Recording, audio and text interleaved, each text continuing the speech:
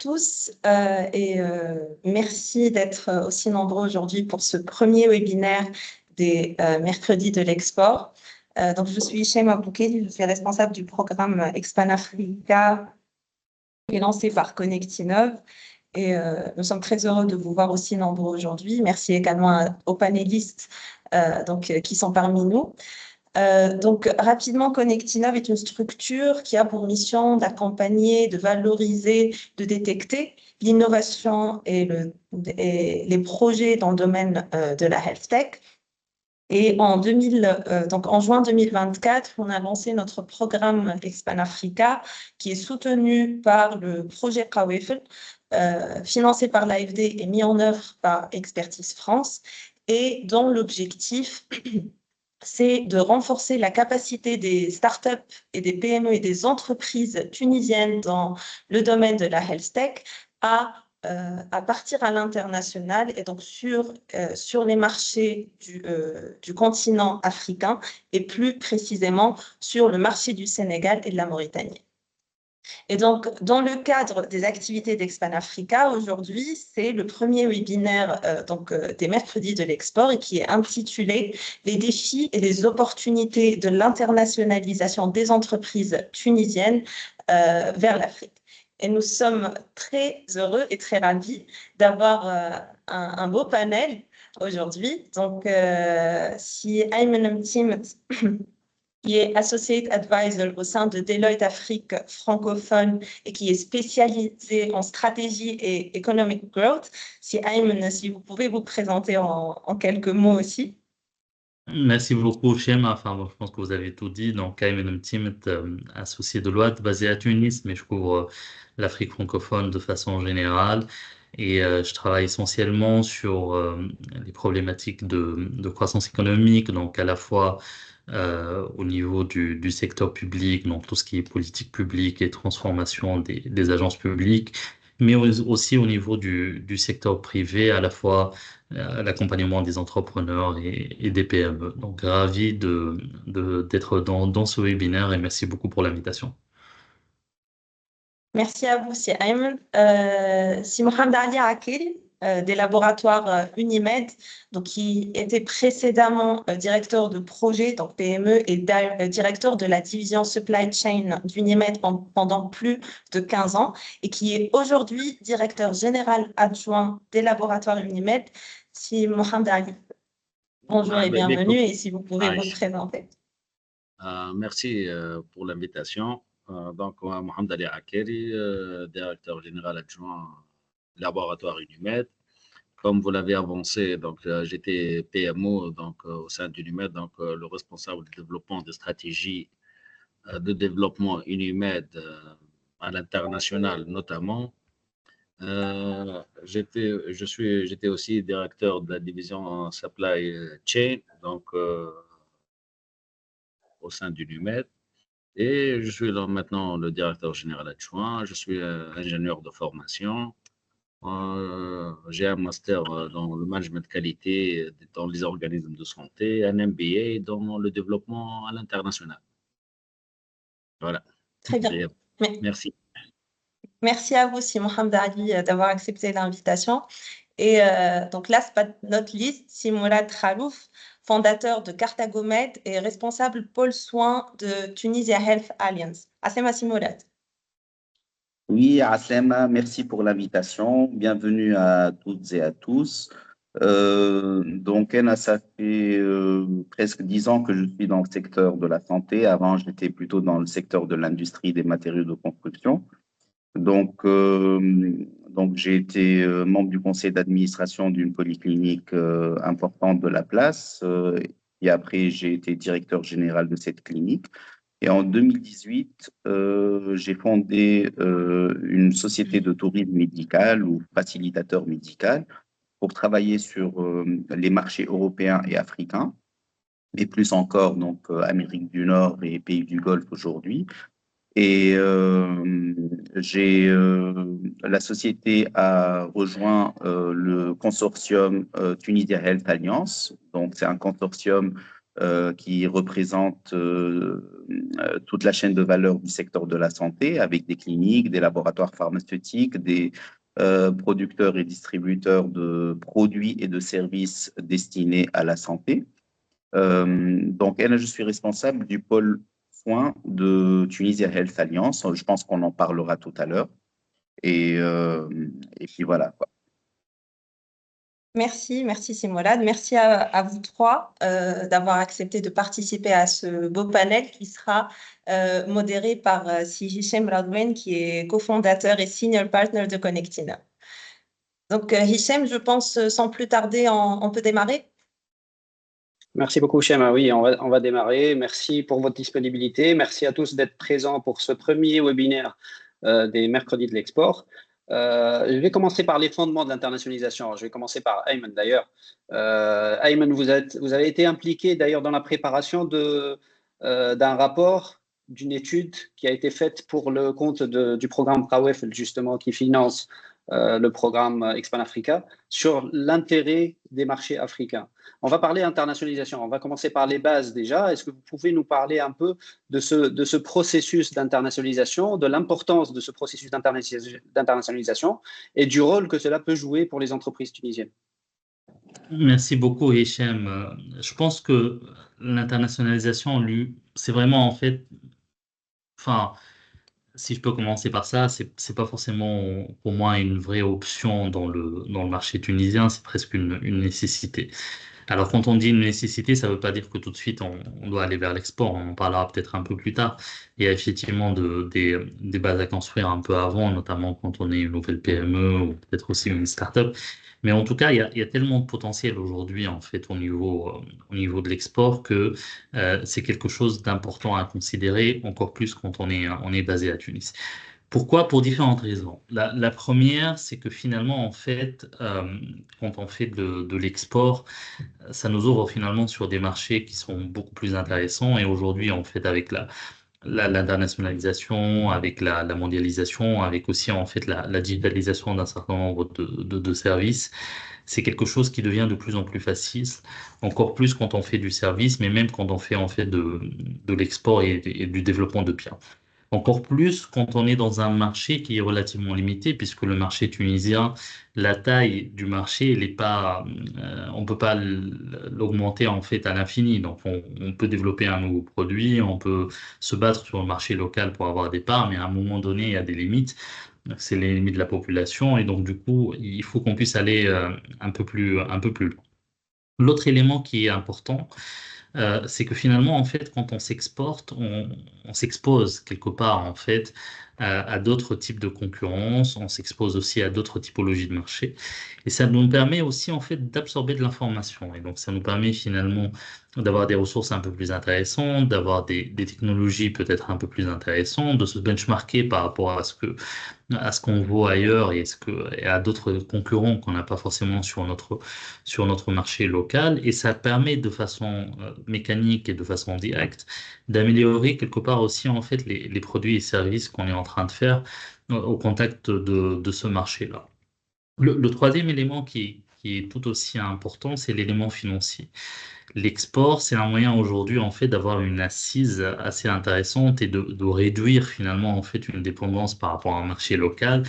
Et quand je dis réduire la dépendance, c'est à la fois par rapport à une fluctuation du marché et par rapport à un contexte économique qui peut forcément varier, mais aussi en fait par rapport à une marge qui peut être relativement réduite en fait quand on travaille sur des marchés locaux et qu'on a la capacité en fait d'augmenter éventuellement quand on va à l'international, soit par un effet de volume parce qu'on exporte des quantités beaucoup plus importantes, soit parce qu'on est sur des marchés à un pouvoir d'achat beaucoup plus intéressant et donc du coup on peut valoriser notre produit de façon en fait plus intéressante. Et ça fait quelque part que mécaniquement, là aussi, on va avoir en fait des volumes plus importants, donc des marges plus confortables, et ça nous permet justement en fait d'engager beaucoup plus d'opérations au niveau de l'entreprise, que ce soit en termes d'innovation, que ce soit en termes de développement de produits.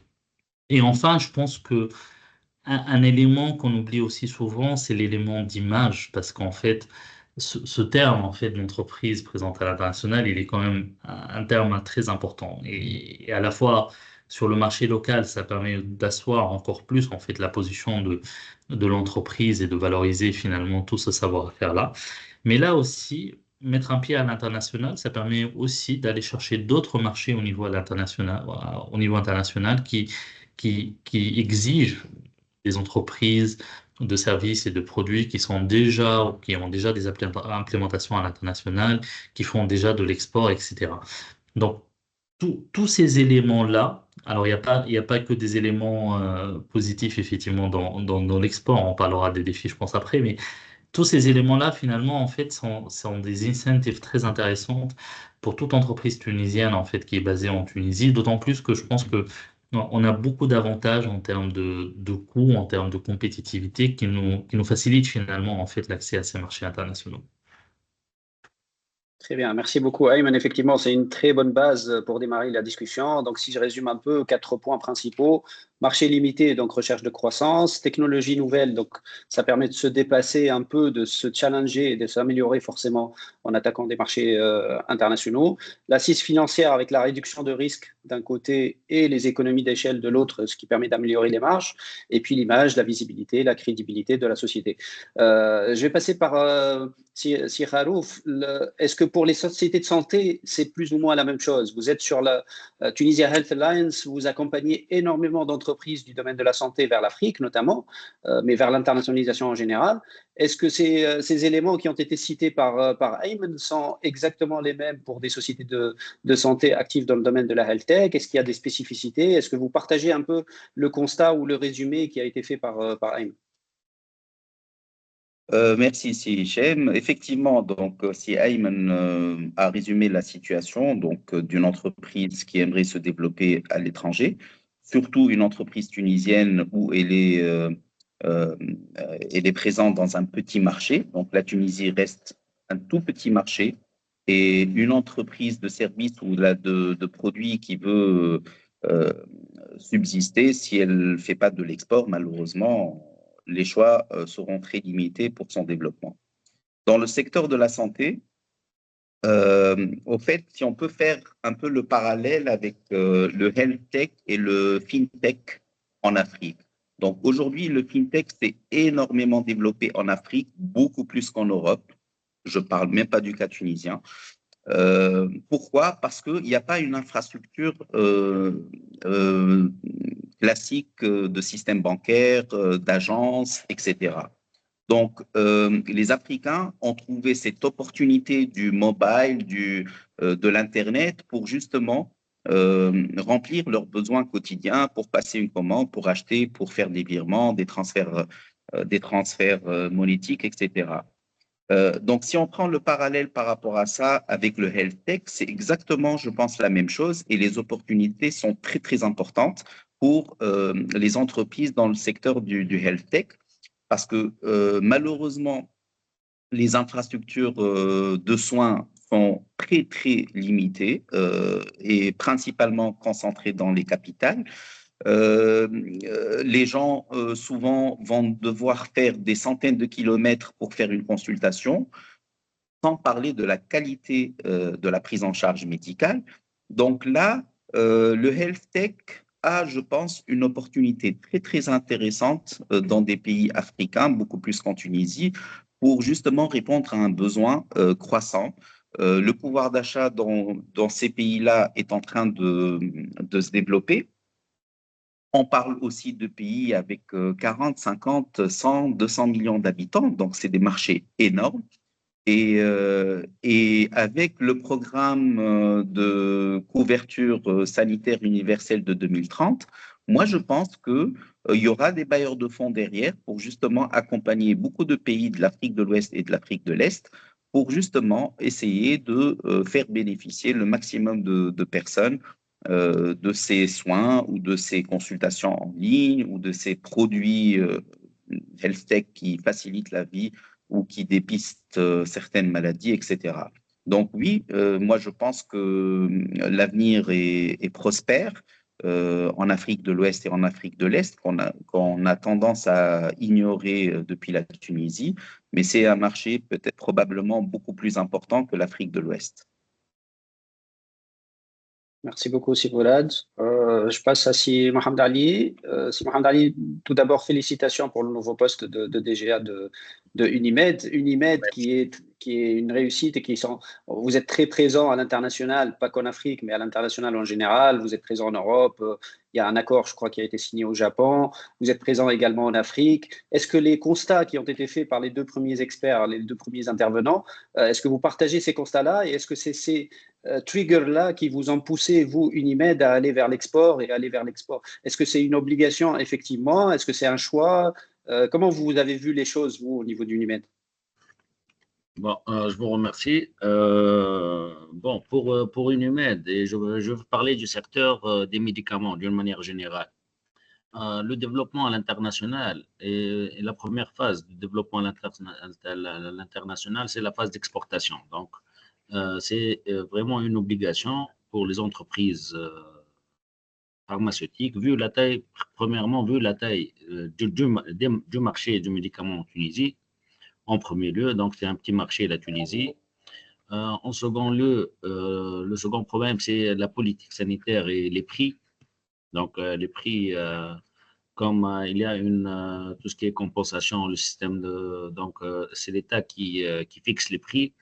Et en fonction aussi de l'augmentation des prix, de l'inflation qui se fait au niveau des matières premières, au niveau de la main-d'œuvre et tout ça. Donc, les marges deviennent de plus en plus serrées, comme les prix sont fixés dans le cadre de toute la politique de l'État, d'où l'ouverture sur de nouveaux marchés à l'international est une obligation et une nécessité. Dans ce cadre, Unimed, depuis sa création, donc, elle a commencé à se développer sur le marché tunisien par toute une gamme de produits. Donc, toute une gamme. Un petit moment, s'il vous plaît.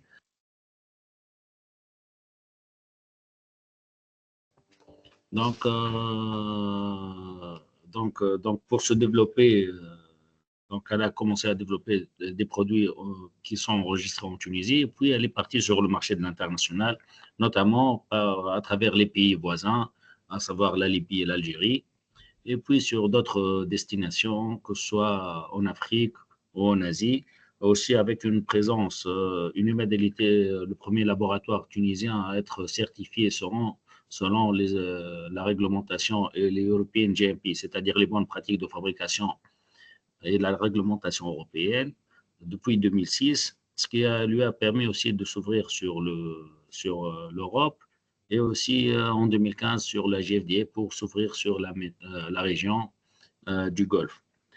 Concernant l'Afrique, qui est l'objet de ce webinaire, donc Unimed aussi, le marché africain, c'est un marché très intéressant, mais qui pose aussi certains problèmes au niveau des enregistrements et tout ça. Donc, probablement, on va parler après sur ces aspects.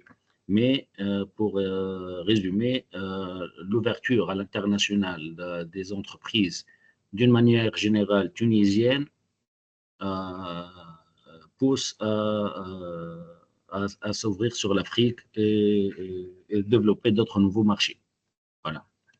Très bien. Merci, Si Mohamed Ali. Je vais revenir vers Ayman. Ayman, j'ai l'impression, je ne sais pas, les trois panélistes sont d'accord sur ce constat-là. C'est une obligation. Certes, l'internationalisation est une obligation, mais c'est une opportunité aussi. Les sociétés tunisiennes ont intérêt à aller vers l'internationalisation, pas parce qu'ils n'ont pas le choix. On sait qu'ils n'ont pas le choix, certes, le marché local est petit, mais il y a aussi des opportunités. Est-ce que vous pouvez un peu nous décrire le paysage actuel de l'internationalisation des entreprises tunisiennes? Comment elles se positionnent aujourd'hui, surtout si on regarde côté Afrique, parce que c'est le sujet aussi de notre webinaire aujourd'hui.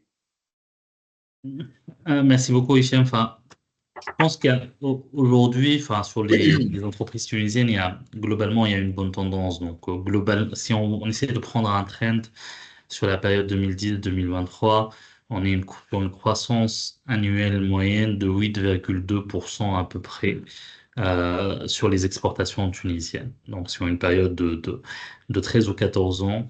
Et on atteint fin 2003 à peu près, en fait, 62 milliards de dinars d'exportation en fait en 2023. Donc c'est un chiffre quand même qui est assez important. Plusieurs secteurs sont concernés. Peut-être le premier, pour donner une indication, c'est toute la partie fil et câbles qui représente presque 3 milliards de dollars de volume d'importation, et c'est un volume qui est en croissance importante. Quand on regarde finalement aujourd'hui les pays, il y a trois pays qui regroupent presque 58% en fait des volumes des exportations, et donc qui sont France, Italie et Allemagne dans l'ordre de volume, dans l'ordre de priorité. Et on est effectivement sur des secteurs qui regroupent notamment en fait le textile, qui regroupe l'agroalimentaire, etc. Il reste quand même aussi un marché très important qui n'est pas exploité. Aujourd'hui, on a pas mal de sites en fait dans les organisations de commerce international qui donnent quel est le potentiel de marché en termes d'export par rapport à la Tunisie et par secteur. Et donc, on retrouve effectivement énormément de besoins sur de la machinerie, sur le secteur des textiles et sur de l'agroalimentaire, où il y a une grosse demande aujourd'hui au niveau mondial et qui n'est pas exploitée et qui colle bien finalement en fait par rapport à l'ADN de l'économie tunisienne et ce qu'on a l'habitude de faire. Donc c'est une évolution plutôt positive, à la fois en termes de géographie, à la fois aussi en termes de volume. Parallèlement à ça, il y a énormément d'initiatives, je pense, comme Expand Africa, comme KWF, qui travaillent pas mal en fait sur ces sujets-là d'accompagnement de l'internationalisation, et qui couvrent à la fois des structures en fait privées, qui couvrent à la fois l'accompagnement des PME. Les structures publiques bénéficient aujourd'hui d'énormément d'appui, comme par exemple notamment le CPEX, etc. Donc je pense c'est des thématiques qui sont très intéressantes, et si on essaie de se projeter un peu vers le futur, il y a quelques secteurs aujourd'hui qui ont été identifiés comme étant prioritaires, et d'ailleurs je pense qui rejoignent un peu ce qui a été identifié par KWF, les Expand Africa, où on retrouve finalement le secteur pharmaceutique, la technologie de l'information et la communication, parce que naturellement, c'est quelque chose qui est très facilement exportable. Et aujourd'hui, on a des fleurons, honnêtement, en Tunisie, des PME en fait très florissantes qui travaillent énormément à l'export avec une facilité extraordinaire. Le secteur de l'agriculture et de l'agroalimentaire, où on est très présent, c'est vrai, en fait, au niveau de l'huile, même s'il y a beaucoup de besoins encore, en fait, dans l'huile végétale. Mais il y a surtout en fait énormément de besoins, notamment en Afrique, sur d'autres denrées en fait alimentaires. Et puis enfin, sur la partie construction et infrastructure, où il y a des besoins croissants chez nos voisins déjà assez naturellement, mais pas que. Il y a énormément là aussi d'entreprises de PTP qui font d'énormes de choses très intéressantes au niveau Afrique. Donc, je pense que pour synthétiser, on a une tendance très positive malgré toute la conjoncture mondiale, hein. Quand on dit 8% annuel depuis 2010, à l'intérieur, on va avoir une période de crise, on va avoir une période de Covid, etc. Donc, c'est une tendance qui est quand même super positive, avec des marchés qui ont été longtemps en fait des marchés naturels, mais un shift qui s'opère en fait progressivement pour aller justement sur d'autres marchés, à la fois en Asie, à la fois en Amérique du Nord et à la fois aussi en fait sur le continent africain. Je pense que le chemin il est encore un peu long pour atteindre des volumétries, des parts de marché qui vont aller concurrencer ce qu'on fait aujourd'hui avec l'Europe, d'autant plus qu'on est effectivement un partenaire privilégié de l'Union européenne depuis pas mal d'années. Mais je pense pour les accords qui ont été mis en place, par exemple avec le COMESA, la SLECAF, etc., qui nous exonèrent d'un certain nombre de taxes, vont faciliter finalement ce genre d'opérations, à condition bien sûr de relever un certain nombre de défis qui sont notamment liés à la logistique, etc. Merci beaucoup, Ayman, pour ce panorama. On va se focaliser désormais sur la partie tech qui fait partie effectivement des axes de développement, et on va se tourner aussi vers l'Afrique. On va commencer un peu à focaliser un peu plus sur l'Afrique dans ce webinaire-là. Je vais revenir. Alors, tu as dit quelque chose, Ayman, tout à l'heure. Tu as dit que l'export est indispensable. Ça ne veut pas dire qu'il faut le faire tout de suite, ou il faut vraiment trouver le bon moment. Je vais poser la question aux deux, d'ailleurs, à Sirakeri et à Si Kharouf. Je vais commencer par Sirakeri. à quel moment Unimed a considéré qu'elle était prête à l'export? Est-ce qu'il y a vraiment un moment où on peut dire, ça y est, là, j'ai mis les bases, je suis prêt à l'export, je suis prêt à me tourner vers des marchés internationaux et notamment des marchés africains? Est-ce qu'il y a ce moment particulier pour les gens qui sont en train de nous écouter, peut-être les PME qui démarrent ou qui ont quelques années d'expérience sur le marché tunisien et qui veulent se tourner vers le marché africain? Est-ce qu'il y a un moment où on peut se dire, là, on peut être prêt ou on est à peu près prêt? Si Akeli ou si Khalouf, comme vous voulez, un des deux, et je poserai la même question à l'autre juste après. Oui, je peux intervenir. Oui. Au fait, il faut déjà maîtriser son activité localement, souvent, hein, avant de commencer l'aventure africaine, à quelques exceptions près, parce que parfois, justement, le cahier de charge ou la loi ou la réglementation ne permet pas de développer une activité ou une autre. Donc, malheureusement, on est obligé de s'exporter pour pouvoir justement vendre notre produit. Mais d'une manière générale, il faut quand même avoir un marché mature, une base solide au niveau de la Tunisie avant de pouvoir s'exporter. Mais également, le marché est en train de changer. Si je parle de l'aspect, par exemple, le soin, avant, les patients étrangers venaient à tout va en Tunisie pour un petit bobo ou pour des complications importantes. Aujourd'hui, le marché est demandeur justement d'une expertise localement.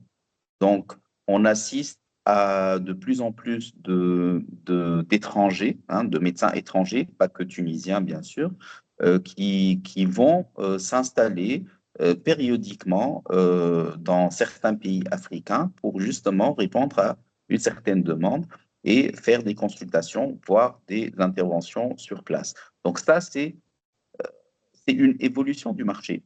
Donc, en tant qu'entreprise tunisienne, si on ne fait pas et on ne suit pas la tendance, bah, malheureusement, ils vont commencer par oublier la destination Tunisie et même les compétences médicales qui sont tunisiennes, qui sont, euh, je les qualifierais parmi les top 3 de la région, honnêtement. C'est-à-dire, on est bien au-delà des compétences africaines. Et la preuve, on est très sollicité en Europe en tant que médecin, jeune médecin, etc. Mais finalement, le marché, malgré nos compétences, peut petit à petit nous oublier. Donc, c'est important d'être toujours faire de la veille de ce qui se passe ailleurs. Aujourd'hui, on a des pays qui sont très, très agressifs. Je nomme l'Inde, je nomme la Turquie, en Afrique particulièrement. Donc si on ne bouge pas, si on n'essaie pas de se positionner, ne serait-ce pour une toute petite part de nos marchés, parce que nos sociétés restent quand même des petites et moyennes entreprises par rapport aux groupes indiens et aux groupes turcs.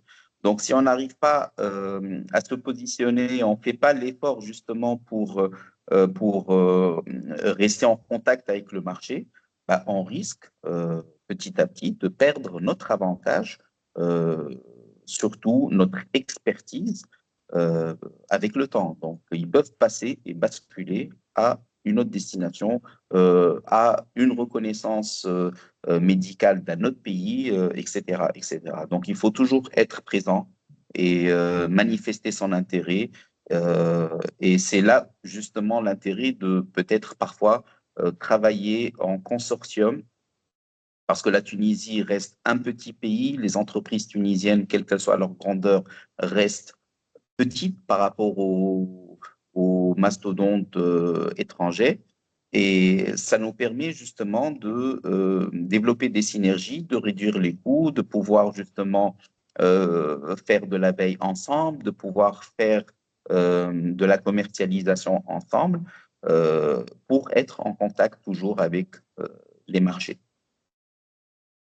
Très bien, c'est très clair. Du coup, je reviens à Sirakeli. Sirakeli, sur les signaux clés, si je peux me permettre le terme, qui pousse une société à s'internationaliser? Est-ce qu'il y a un moment opportun où une société, à quel moment Unimed a décidé d'aller à l'export, par exemple? Est-ce qu'il y a eu une première phase de marché local et ensuite une internationalisation? Est-ce qu'il y a eu des signaux clés et quels sont ces signaux clés éventuellement qu'on peut donner aux PME qui sont avec nous aujourd'hui? Donc, pour le secteur pharmaceutique, avant de passer à l'export ou à s'internationaliser, il faut faire ses preuves sur le marché local. Donc, ça, c'est une étape, que ce soit sur le plan réglementaire, que ce soit sur la politique commerciale, parce que même pour s'internationaliser ou pour pouvoir exporter dans n'importe quel pays, sauf la Libye, qui est un marché commun sur le marché pour les médicaments, c'est presque un marché commun. Donc, il faut enregistrer les médicaments, il faut déposer les autorisations de mise sur le marché, il faut faire les essais cliniques, tout ça. Donc, c'est la première phase pour pouvoir commencer à exporter. Donc, il faut déposer tous les dossiers, faire des inspections, avoir les agréments pour pouvoir entamer la phase d'exportation. Donc, il y a tout un travail qui peut aller d'un an à 3 ans préliminaire pour pouvoir commencer à exporter les produits. Donc, les signaux clés, donc, on a commencé, c'est-à-dire à Unimed, donc on a commencé à développer nos produits, faire nos preuves sur le marché local.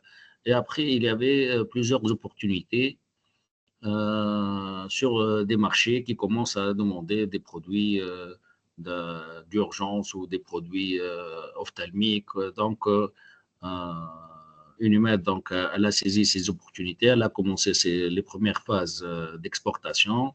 Il y avait aussi sur certains pays des politiques, comme les médicaments rentrent dans la sécurité sanitaire et on va dire la sécurité nationale. Donc, certains pays, ils ont donné des accès et des fast track, on va dire, donc des enregistrements rapides pour pouvoir, qui nous ont aidés à gagner du temps et à pouvoir accéder à ces marchés. Ça, c'est la première chose. Donc, c'est les opportunités sur les pays, notamment les voisins, et aussi sur l'Afrique francophone.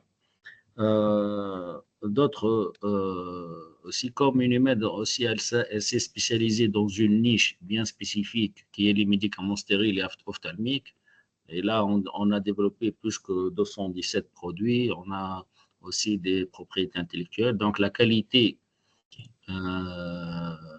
des médicaments et aussi la reconnaissance qu'on a eue avec les certifications européennes nous ont permis d'être invités à approvisionner des pays qui sont venus directement dans le cadre des collaborations sud-sud ou je parle de l'Afrique, hein, je parle principalement de l'Afrique.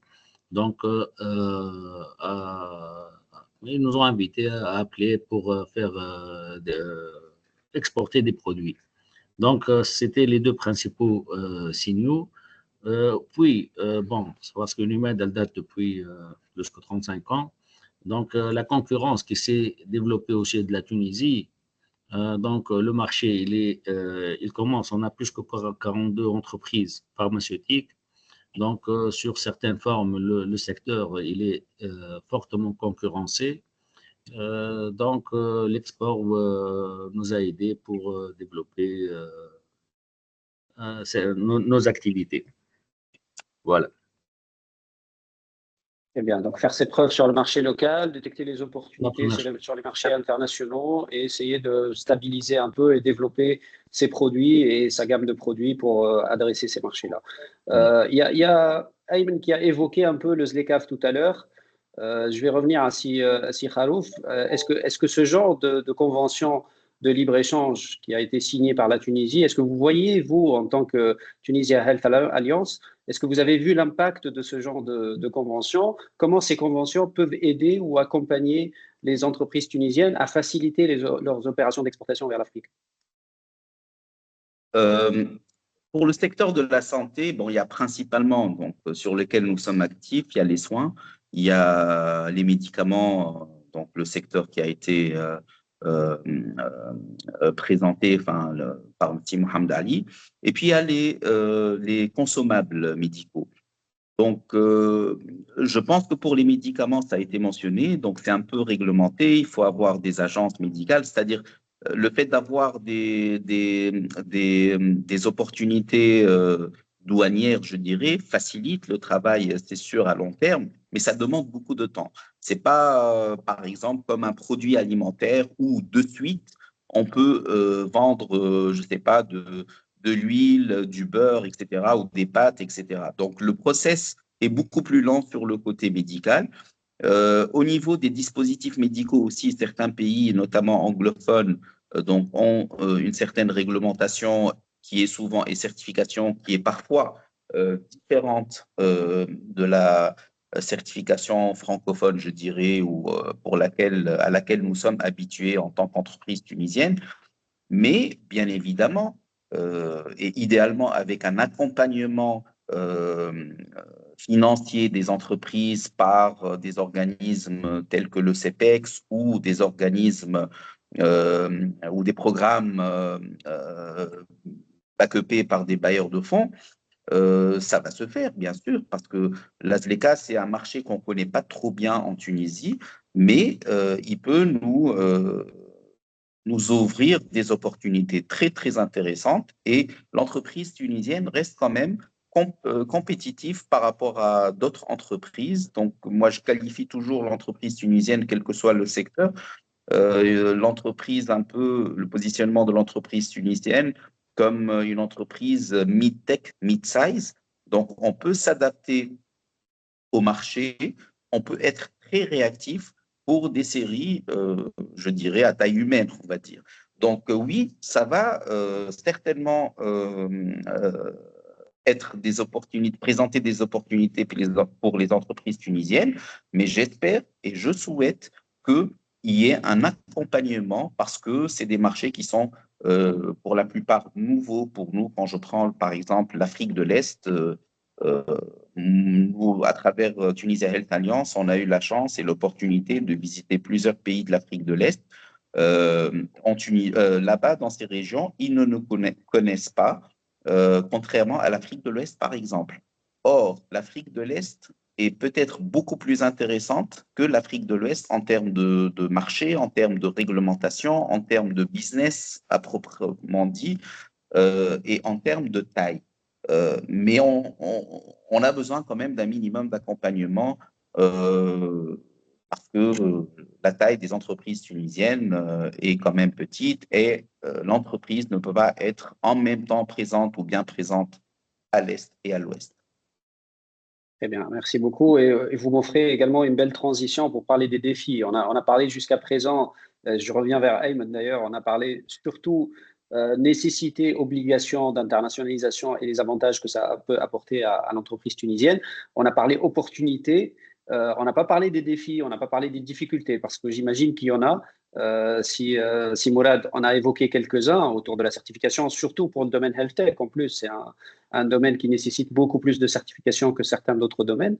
Quels sont les défis pour s'adresser à l'Afrique? Est-ce qu'il y a des choses spécifiques? Est-ce qu'il y a des barrières, éventuellement barrières culturelles, des barrières réglementaires, des barrières logistiques qui sont différentes par rapport à d'autres marchés à l'international?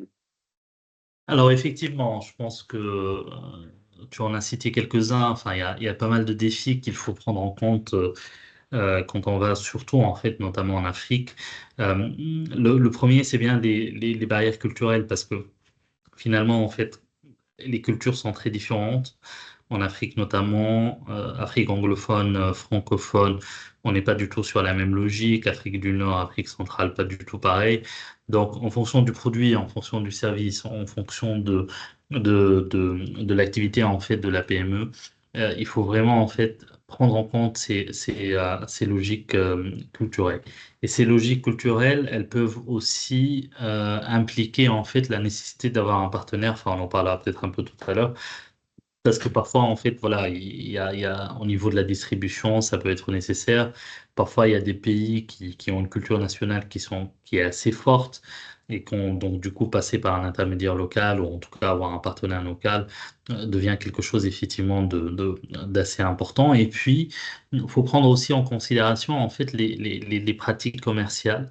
Il y a des pays où finalement en fait le commerce en ligne il est beaucoup plus développé pour une certaine typologie de produits, pour une certaine typologie de services, et à l'inverse d'autres produits et services qu'il faudra finalement amener directement vers le client parce que c'est dans les habitudes de consommation. Donc tous ces aspects-là finalement en fait de logique culturelle doivent être vraiment bien étudiés, être étudiés en amont parce que elles peuvent induire ou nécessiter finalement en fait des choix stratégiques qui peuvent être différents en termes de partenariat, en termes aussi de distribution.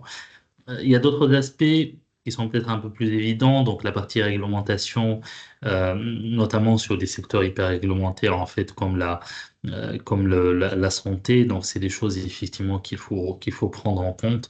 Tous les process administratifs, tous les process qui doivent être réalisés, les autorisations locales, etc. C'est des choses qui sont assez importantes. Un point, peut-être qu'on n'en parle pas assez souvent, mais qui est aussi important à prendre en compte, c'est voilà, c'est la partie transparence, la partie peut-être parfois corruption qui peut être là, hein, en fonction des pays auxquels on s'adresse. Il y a peut-être une logique de commissionnement aussi qui peut être présente dans un certain nombre de pays. Donc, c'est des choses qu'il faut intégrer, on ne se rend pas compte, mais c'est des choses qui sont, voilà, dans la culture locale parfois. Et on peut se confronter à des apporteurs d'affaires qui nous aident à nous implémenter dans un certain nombre de pays. C'est jamais gratuit. Donc, du coup, en fonction des politiques des entreprises, il faut vraiment bien mesurer ces aspects-là.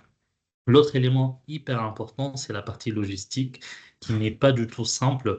À la fois, effectivement, la logistique pour amener le bien ou le service directement dans le pays, mais aussi la logistique de le distribuer en fait directement dans le pays. Donc ça, c'est un point très important. Les chaînes d'approvisionnement, pareil, si on décide d'implémenter une unité directement dans le pays, il faut considérer que les chaînes d'approvisionnement peuvent être un peu plus complexes que ce qu'on voit finalement en Tunisie et qui peuvent être là aussi soumises à un certain nombre de réglementations et d'exigences locales.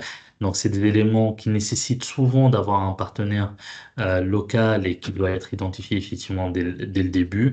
Et puis, je terminerai peut-être par ça. Enfin, bon, il y a des aspects classiques, on va les passer comme la concurrence, les acteurs locaux, etc. Mais il y a deux éléments qui sont pour moi très importants. La main-d'œuvre, là encore une fois, si on compte s'implémenter ou avoir des points de distribution locaux, il y a il y a un certain, voilà, exigence en termes de main-d'œuvre qu'on risque qui peut être un peu différente dans les différents pays et un volet culturel là aussi effectivement à prendre en compte. Et enfin, la partie financière, puisque les réglementations, les exigences de banque centrale peuvent rendre parfois difficile la transition de la monnaie, à la fois pour faire un investissement, mais qui reste relativement simple, mais surtout après pour remonter les bénéfices, pour remonter les fonds. Et donc là aussi, c'est des éléments qu'il faut vraiment bien étudier quand on fait toute cette étude-là finalement pour évaluer l'opportunité d'aller sur un marché à l'international. Très bien résumé comme d'habitude, dans culturel, réglementaire, logistique et financier. Si Mohamed Ali, est-ce qu'il y a des spécificités? Si Mourad a parlé un peu de la partie certification réglementaire pour tout ce qui est pharmaceutique ou health tech en général, est-ce qu'il y a des spécificités à compléter par rapport à ce qu'a dit Ayman? Est-ce que vous, chez Unimed, vous avez rencontré d'autres difficultés ou d'autres défis que vous avez remarqués sur le marché africain?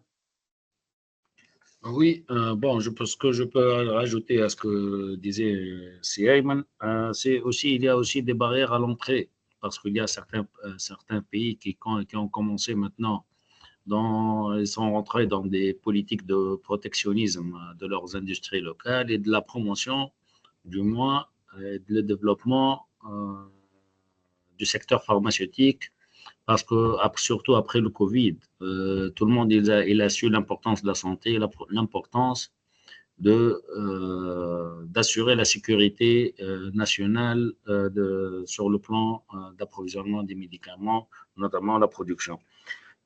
Donc, l'aspect financier, c'est vrai. Donc là, sur tout ce qui est rapatriement ou c'est-à-dire de tout ce qui est le revenu d'export ou bien les bénéfices en Afrique, ça pose un problème.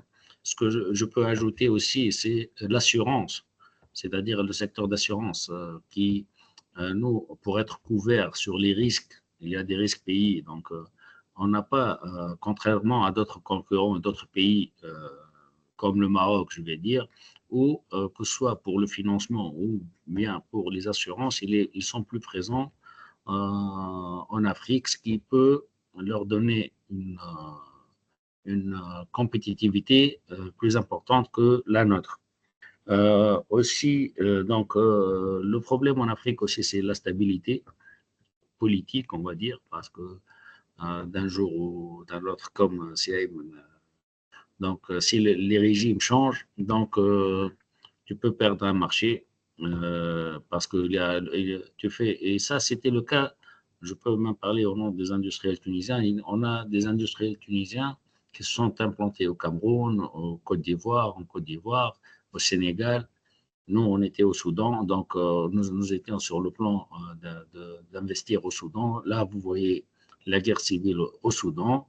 D'autres laboratoires confrères tunisiens, ils ont fait un investissement, donc ils ont signé des conventions avec des ministres de santé sur leur politique. Le régime a changé, le nouveau ministre ne reconnaît plus. Ça c'est des risques à calculer et à mettre en œuvre que ce soit pour l'exportation ou bien même sur la deuxième phase d'internationalisation, à savoir l'implantation à l'international, notamment en Afrique. Aussi, c'est la concurrence, surtout comme on sait en Afrique. Auparavant, il y avait les multinationales qui monopolisaient les médicaments, que ce soit au niveau de l'exportation ou même au niveau de la distribution. Donc, pour les laboratoires tunisiens, on va dire, sur certains marchés, la concurrence est rude vu qu'on va concurrencer des multinationales comme Pfizer. Donc, commercialement, il doit y avoir un grand effort. Et pour ça, je rejoins ZSC Ayman, il faut avoir des représentants locaux, des agents locaux pour savoir, pour passer dans l'administration, pour pouvoir enregistrer, pour pouvoir obtenir des prix intéressants. Et ça, c'est tout un travail. Il y a la diplomatie économique, il y a beaucoup de choses qui doivent être développées pour préparer le terrain et pénétrer de nouveaux marchés en Afrique. Voilà. Très bien. Donc, c'est une grande opportunité, mais quand même, il y a pas mal de défis. Et du coup, la stratégie d'internationalisation et la préparation de la stratégie d'internationalisation va être importante, ainsi que la gestion des risques ultérieurs, une fois qu'on a pris la décision d'aller vers ce marché-là. Simorad, est-ce que vous avez quelque chose à compléter au travers de votre expérience personnelle en tant qu'entrepreneur ou en tant que représentant de Tunisia Health Alliance? Est-ce qu'il y a des choses encore à dire par rapport à ce qui a été dit déjà par Simon Ali et Ayman? Je pense qu'il faut prévoir un taux de casse quand on va en Afrique, hein, parce que il faut s'adapter à la mentalité et à l'environnement business qui est différent du nôtre. Donc, souvent pour réussir, il faut passer par des échecs, notamment donc en Afrique, et chaque pays est différent de l'autre, hein, il ne faut pas l'oublier. Donc, l'aspect financier est important. Si on n'a pas une assise financière, ça va être très, très compliqué d'aller d'une manière, je dirais, durable en Afrique. On peut y aller une fois de temps en temps, etc., mais ce n'est pas suffisant. Il faut être présent et il faut montrer sa présence. Deuxièmement, il est toujours beaucoup plus intéressant d'identifier un partenaire local parce qu'il y a justement une mentalité business qu'on ne maîtrise pas ou qui est très difficile à maîtriser quand on est à distance. Donc ça, c'est peut-être la chose la plus compliquée, c'est d'identifier la bonne personne ou le bon partenaire ou la bonne société qui va justement nous accompagner et développer notre business avec eux, avec elle. Sinon, par rapport à l'aspect réglementaire, bon, un peu comme dans tous les pays ou dans toutes les régions, bah, il faut s'adapter à la donne du marché si on veut pénétrer ce marché-là. Donc finalement, l'aspect financier, pour moi, reste quand même le plus important. Mais pour des structures, je dirais, de services, le risque est beaucoup moins important que pour une structure industrielle parce que, comme ça a été mentionné pour l'industrie pharmaceutique, investir et puis ne plus avoir les promesses sur lesquelles ce projet ont été faits, ça devient très compliqué, hein, parce que souvent, il y a effectivement de plus en plus de protectionnisme pour les producteurs locaux. Mais les producteurs locaux peuvent être étrangers, hein. Ça ne veut pas dire qu'ils doivent être locaux de la nationalité locale. Et quand il y a un changement de régime et tout, donc les accords peuvent être rejetés après investissement et ça devient très très compliqué pour une société tunisienne qui a du mal administrativement à investir à l'étranger avec la loi de change. Donc c'est vraiment très très risqué. Par contre, pour du health tech, moi je pense que c'est du service, c'est de l'immatériel souvent. Donc, le risque est beaucoup moins important, je pense, dans ce secteur. Et moi, j'encourage ces entreprises à aller justement donc, en Afrique et trouver un bon partenaire sur place parce que finalement, le risque financier n'est pas si important que ça, contrairement donc à une unité de fabrication de produits médicaux ou consommables médicaux. Très bien, parfait. Bah, je vais essayer de résumer et vous me dites si j'ai fait un bon résumé de toute la discussion qu'on a eue en quelques mots. Donc l'Afrique, en fait, les marchés africains pour le secteur health tech tunisien est une énorme opportunité, mais ça représente également de l'autre côté d'énormes défis, notamment logistiques, réglementaires ou culturels. Donc il faut y aller, mais il ne faut pas improviser. Il faut le faire au bon moment, avec les bons moyens et éventuellement avec une bonne gestion de risque, voire prévoir un peu de casse parce que ça va forcément arriver.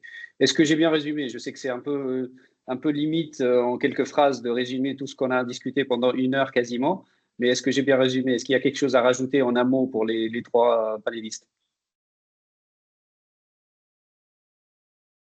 Très bien, Nadir. Moi, j'aimerais rajouter une remarque que j'ai déjà, je pense, faite, mais j'aimerais insister dessus. C'est la notion de travailler en consortium. C'est-à-dire, dans le secteur, par exemple, du health tech, on peut trouver des sociétés qui sont complémentaires. Idéalement, quand on travaille ensemble, on n'est pas directement concurrentiel sur un produit ou un marché. Mais ça va, je pense, faciliter le travail d'exportation pour les petites sociétés ou pour les sociétés à moyens limités. Et ça va être très apprécié par le vis-à-vis africain. Parce que, d'après notre propre expérience, tous ceux qu'on a vus dans le cadre de nos missions de prospection ont été impressionnés par le fait qu'on puisse travailler ensemble. Et dans beaucoup de secteurs, on est concurrents. Mais on a réussi à travailler ensemble et les gens, les clients africains, sont vraiment impressionnés par cette qualité. Donc ça, c'est bon pour le marketing et tout, mais pour l'aspect financier, c'est aussi un point à prendre en considération parce que ça nous permet justement d'attaquer des marchés que seuls on aura du mal à le faire. Très bien, merci beaucoup. Ce que je peux rajouter aussi, c'est bon, même pour un conseil, c'est pour pénétrer l'Afrique, il vaut mieux être accompagné ou c'est-à-dire il y a certaines structures, que ce soit au niveau de l'UTICA ou bien avec la TABC ou tout ça, donc il vaut mieux aller en groupe qu'aller tout seul. Donc ça c'est important. Aussi, il y a tout ce qui est euh, disons, la diplomatie économique. Donc, il faut être aussi utiliser les bureaux de liaison économique au niveau de nos ambassades pour faciliter certaines procédures ou bien certains marchés, pour certains marchés. Voilà. Très bien, merci beaucoup, Si Mohamed Ali. Ayman, pour finir avec toi, quelques conseils à donner. Allez, on va dire 3 conseils à donner. Il y a probablement quelques PME qui sont en train de nous écouter là dans le live ou après sur Facebook dans la retransmission de ce webinaire. Est-ce qu'il y a 3 conseils à donner à un entrepreneur qui serait intéressé par le marché africain, qui a fait ses preuves sur le marché local, il veut se tourner vers le marché africain? Quels sont les 3 conseils, les 3 tips que tu donnerais à cet entrepreneur? Peut-être quelques éléments rapides. Donc, la préparation, elle est très importante. Je pense, si Mohamed Ali, on a parlé tout à l'heure, en fait, il faut prendre le temps nécessaire hein, pour bien préparer, bien choisir les marchés, évaluer justement, en fait, toutes les contraintes et toutes les particularités locales et puis bien s'y préparer avec les différents scénarios. Donc, ça, je pense, c'est un point impératif et faire toutes les consultations hein, auprès des acteurs locaux, etc., pour bien comprendre les choses, y aller aussi sur place. Hein, on peut pas aller faire de. Enfin, moi, en tout cas, je considère très compliqué d'aller faire de l'export sur un marché si on n'a jamais mis les pieds. On peut s'instruire comme on veut, mais je pense que c'est important d'y aller sur place et d'aller sonder justement la température, comme on dit. Faut pas hésiter à regarder l'accompagnement institutionnel qui peut exister, à la fois en Tunisie, bien sûr, sur les différents programmes, mais il y en a aussi dans les pays de destination. Donc là aussi, ça peut vraiment aider. Les partenaires locaux, c'est un élément important à considérer dans le cadre de la stratégie d'internationalisation. Si, en tout cas, ils peuvent faciliter à la fois l'implémentation, réduire les risques et lisser un certain nombre de contraintes, notamment culturelles, etc. Et puis, je terminerai par un point peut-être un peu plus global euh, que je résumerai dans la flexibilité stratégique. C'est-à-dire, en fait, quand on s'implémente à l'étranger, il faut être prêt à être flexible stratégiquement pour adopter un peu son approche, pour adapter son produit, pour adapter ses canaux, pour adapter ses moyens de production et voire même pour sortir rapidement si effectivement c'est possible. Et donc ça implique justement une logique un peu plus différente, mais surtout de garder cette flexibilité et cette agilité tout au long en fait, de l'exercice. Eh bien, parfait. Merci beaucoup, Ayman. Je me tourne vers Shema. Je crois qu'on a quelques questions des personnes qui sont présentes. Est-ce qu'on Oui, peut prendre 1 ou 2 questions rapidement pour nos panélistes? oui, Hichem, on a 2 questions. Alors, la première par Khalid Ben Nasser qui demande quels sont les 3 principaux pays que nous pouvons cibler en Afrique dans un premier temps? Je pense qu'on peut démarrer avec cette première question. Là, je me tourne vers Ayman qui a travaillé, je pense Ayman a travaillé avec Deloitte sur l'étude qui a été faite pour le compte de Rawefel. Et il y a eu quelques pays qui sont sortis. Je ne sais pas s'il parle health tech en particulier ou il parle en général, mais Ayman, est-ce que tu peux nous faire un petit résumé et je reviens après à Sierra Kelly qui a aussi quelque chose à dire sur le sujet. Sur les pays, pardon, j'ai pas bien écouté, sur les pays qui sont prioritaires, c'est ça? Ouais, il demande 3 pays. Il est sur le secteur de la santé. Il demande 3 pays prioritaires éventuellement en Afrique vers lesquels il pourrait se tourner pour commencer à mettre en place une première stratégie d'internationalisation vers l'Afrique. Alors, en fonction de ce qu'on fait, il y a des pays, plus ou moins différents pays qui ressortent, mais après, la RDC, c'est un pays aujourd'hui en pleine croissance avec un potentiel énorme parce il y a une population, il y a des besoins qui sont assez extraordinaires. Donc, la RDC, c'est vraiment un pays qui est à considérer. Il y a des pays qui sont un peu plus matures, comme par exemple le Sénégal, mais là aussi, il y a énormément de besoins. Et puis, je vais aller peut-être, je vais oser proposer peut-être un pays qui ressort pas forcément spécialement dans les études, mais que je connais particulièrement et je sais que il y a énormément de besoins, qui est la Mauritanie. Et pourquoi je parle de la Mauritanie? Parce que je sais qu'aujourd'hui, en Mauritanie, il y a tout un travail qui est en train d'être fait pour mettre en place un cadre justement de e-santé, pour faciliter ce genre d'opération. Et je sais que généralement, quand il y a des volontés, en tout cas des gouvernements, pour appuyer ce genre d'initiative, ça permet justement de faciliter un certain nombre de choses. Donc voilà peut-être quelques exemples, mais qui dépendent vraiment en tout cas de ce qu'on fait, notamment dans le cadre de la santé. Très bien. D'ailleurs, il y a 2 pays parmi les 3 cités que nous accompagnons dans le cadre de Expan Africa, le Sénégal et la Mauritanie. Donc, si Khalil, si vous êtes intéressé, regardez, suivez un peu Expan Africa. Il y a un appel à candidature en cours et donc ça peut éventuellement vous intéresser si vous voulez vous diriger vers le Sénégal ou vers la Mauritanie. Si Mohamed Ali. Là, moi, j'allais poser la question dans quel secteur, parce que tout dépendra. Donc, si Khalil Qal, c'est le secteur de la santé, donc ça a été clair. Ce que je peux ajouter d'une manière générale, il y a l'Afrique, nous, culturellement, on est proche de l'Afrique francophone. Mais aussi, il ne faut pas oublier l'Afrique anglophone, où il y a la population, la taille du marché, la population, c'est très intéressant. Et ce sont des pays riches. Donc, c'est des opportunités pour le développement.